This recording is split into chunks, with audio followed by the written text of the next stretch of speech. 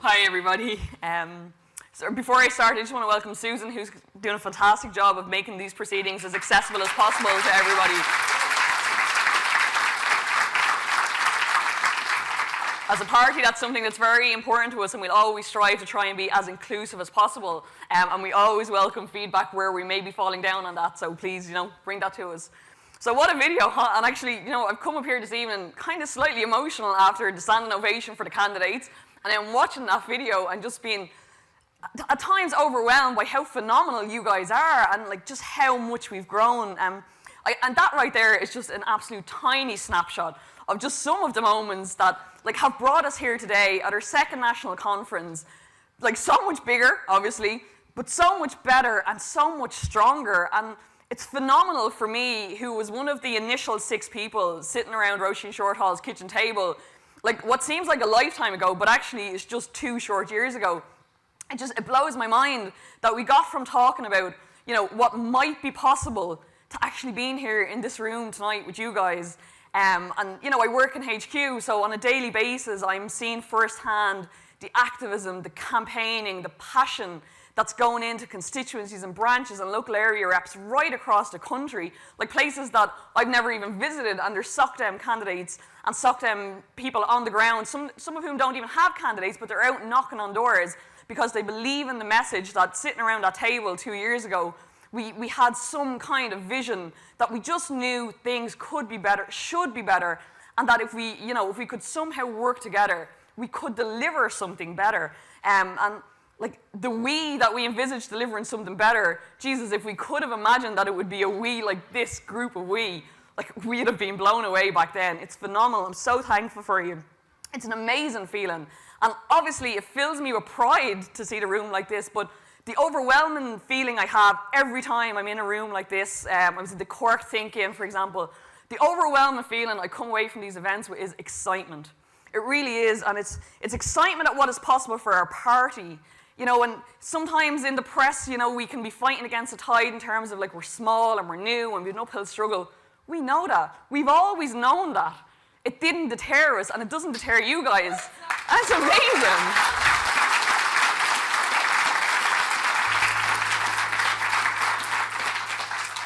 I get that excitement at the fantastic and dedicated and committed people that every day give up their own personal time. They come home from work, they go out and knock on doors. They come home on weekends, they go out and knock on doors. It's unbelievable, it's fantastic. And most importantly of all, it imbues me with the excitement for our country, for what our country can be, for what it should be, for me, but for you as well, but also, most importantly, for those coming up behind us. I look at my child and I'm like, these people in this room, they're going to help shape your future. And it's unbelievable, because instead of looking at, Fianna Fáil, Fine Gael, whatever, and fearing what the future holds for my child, I look at this room and I'm so excited and positive about what the future holds for my child.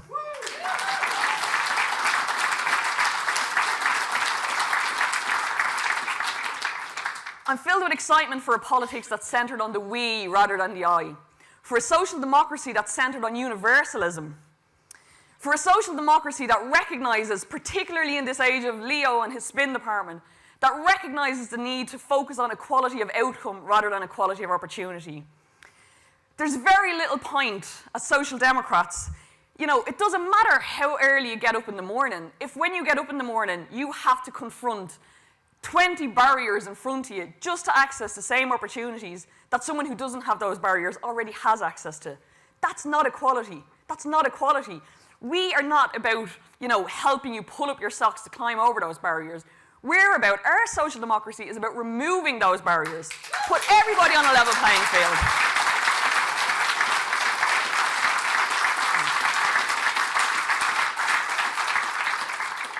Our social democracy is not about looking up or looking down to where people are. Our brand of social democracy that we envisaged 2 years ago and still holds true, our brand of social democracy is about looking across. It's about looking at the people, everybody, joining hands and pushing and pulling in the one direction so that we're all doing what comes naturally to us, being decent and being fair. That's who we are as a people. And by doing it together collectively, we can achieve that kind of society. We can do it. You know, they tell you, like, young people don't care about politics. So they tell us. And then the Social Democrats happened. You guys happened. And suddenly, like, I found I wasn't the only nerd in the room. Neither was Ken. I was suddenly surrounded by people my own age and younger, right? Like, who were just as passionate about politics as I was. And, like, to me, that was new. There were people who didn't care what politics should look like. There were people that didn't care what politics should sound like. There were people who just knew that politics could be better, that could make a difference. I personally went from rooms of, like, suited and booted men with scripted speeches and sound bites to rooms exactly like this one tonight, filled with passion, enthusiasm, energy, and just, like, ambition for what we can be. And people who are just unafraid to be themselves, you know, who come in here and dress how we want and will speak how we want. It doesn't deter from what we're trying to do. We don't have to conform to the old cartel-style traditional Irish politics, and we're so much better for it.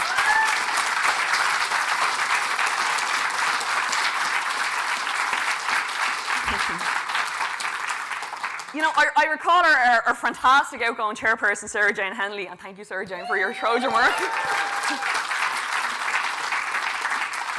I recall her once saying that she was in awe that a political party and two parliamentarians of the stature of Roisin Shortall and Catherine Murphy, that they would give a young woman such as herself such an opportunity on the political sphere in Ireland.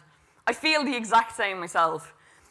Like, in terms of my own personal journey, I've come from a very marginalised background, educated through deaf schools, always viewing some politics as something that was, you know, for others, something that other people with connections, that's what it was for. Never feeling like it was something that was for me.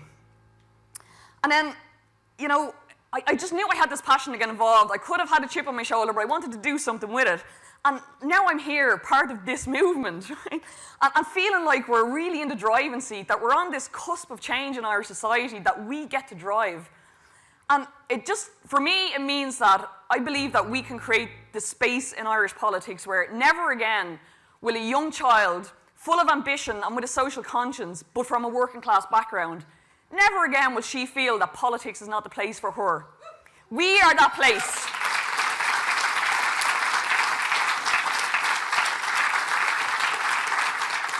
We are that place to have your voice heard, but more importantly, to know that your voice matters. That's what the Social Democrats want to bring and are bringing to Irish politics. Because the reason I stand here tonight is the reason all of you are in this room tonight. It's because you believe that politics can be positive. It doesn't have to be this negative thing that constantly puts upon us. We can be involved in it. That it can be truly representative. And, you know, it can so be different. I mean, that's why we're all here. We don't want more of the same. We're here to change it. I never, ever failed to be inspired by the dedication of my own campaign team, and also all the campaign teams across the country. Trust me, as a candidate, there are times you come home, it might be an evening, it might be a Saturday, and you just want to throw yourself on that sofa. Those days inevitably happen. It's the team that keep the show on the road. And they're the ones that kick you in the ass when you need to kick in the ass to get out and to knock on the doors, because their enthusiasm and, like, their commitment drives you forward. They do so much of the work with so little of the recognition because, you know, me or Gary or Tara, we get to be the face. They're the worker bees behind the background. And I just want to take a moment now to thank my own campaign team, but also all of you guys who are involved in campaign teams across the country. Thank you.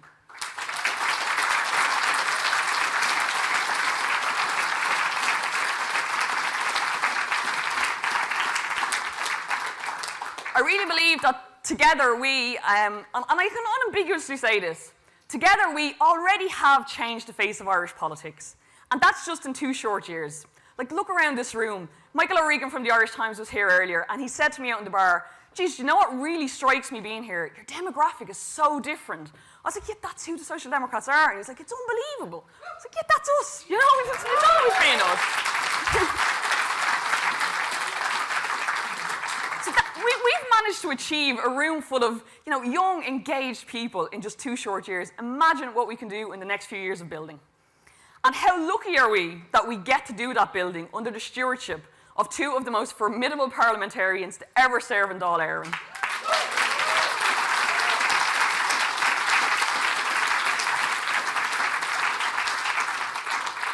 Catherine Murphy, the people's champion, so clear in her determination.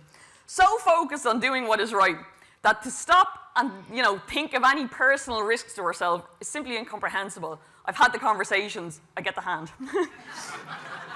Here is a woman who has looked power directly in the eye and said, bring it on. Catherine's background from a family who manned and womaned the garrisons in 1916 has given her a formidable understanding and appreciation of our history, but more importantly, has imbued her with a vision for our future. That turn of phrase that she once, unplanned and unscripted, spoke to a journalist, and I think it has really resonated so deeply with all of us. She was asked about the future of the party, and she quipped, it's not about the next general election, it's about the next generation. And that's it in a nutshell right there.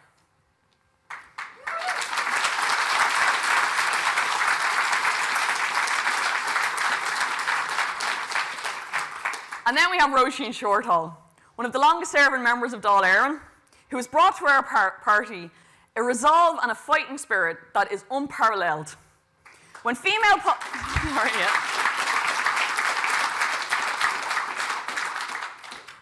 politicians were expected to meekly make up numbers, Roisin refused. She stood up. She once told me that she had learned very early on to sharpen her elbows because the suited and booted like to push her to the back. She never let them. When she faced a choice between ministerial privilege and doing what was right, she stood up. She continues to stand up. And every day that Roisin stands up, we stand up and we move forward.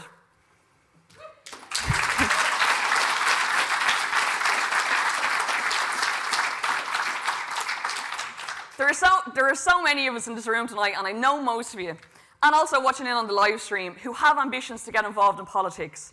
It can often seem daunting. I know that. I've been in that position.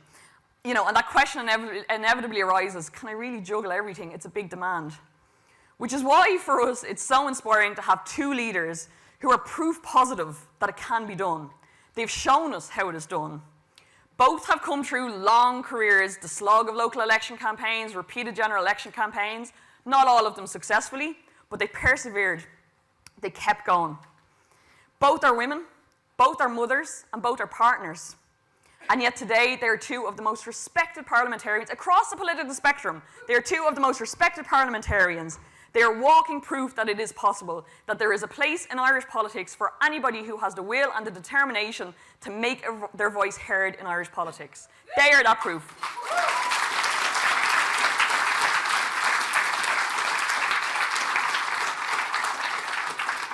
And certainly for those of us who canvass doors regularly, it's an absolute dream to canvass under the brand of Catherine and Roisin, because I defy you to find anybody who first of all doesn't know who they are, but second of all, no matter the person on the door, no matter their political opinion, they'll tell you that they respect Catherine and they respect Roisin because they respect the particular brand of integrity that is so much a part of who Catherine and Roisin are and what they bring to Irish politics. To canvass with that is just amazing.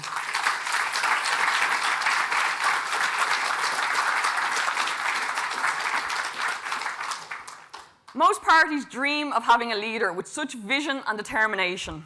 But we, Social Democrats, as usual, we do things differently and we do things better. We get two.